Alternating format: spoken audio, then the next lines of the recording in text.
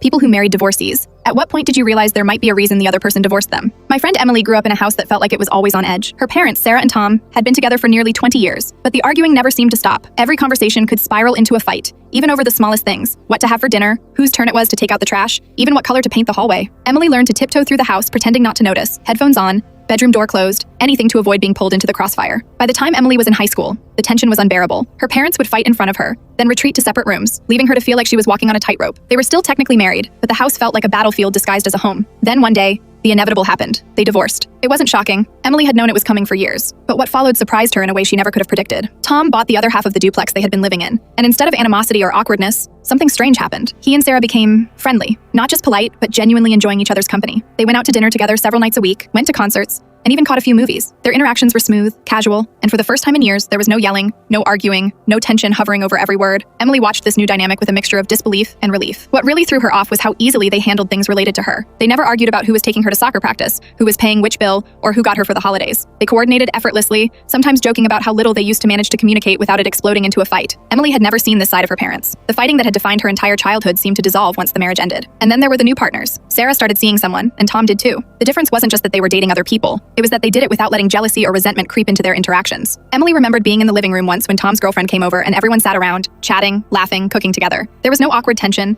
no competition, just a strange, new kind of blended friendship that made her realize how toxic things had been before. It wasn't like Sarah and Tom suddenly became perfect. They still had their disagreements, their occasional frustrations, but it was different now, manageable, civilized. Emily noticed how often they complimented each other, helped each other out, and even covered for one another when schedules conflicted. Their relationship had transformed into something she could actually admire, something that was functional, cooperative, and surprisingly supportive. She started noticing the pattern everywhere she went: friends, classmates, even cousins whose parents had divorced. Many of the people she knew who had endured long, bitter marriages were suddenly calmer, happier, easier to be around once they were divorced. The screaming matches, the passive-aggressive notes, the constant tension. It wasn't about love fading, it was about the marriage itself, the way it trapped people in patterns of resentment and frustration. Emily would often sit in her room, looking out the window at the duplex next door where her parents had created this strange post-divorce harmony. She thought about the years of arguments she had endured, the moments she wished she could erase, the holidays that felt like battlegrounds. And yet, here they were, laughing over coffee, trading groceries, even going to concerts together with their new partners. And the house felt lighter, warmer, calmer. The weirdest part was realizing that maybe the reason her parents had stayed married for so long wasn't because it worked, but because they didn't think it could work any other way. They had spent 2 decades arguing over trivialities that didn't matter, missing the possibility that their relationship could exist in a healthier form once the expectations of marriage were stripped away. Emily could see it clearly now. There was a reason her parents had divorced, and it wasn't shameful, ugly,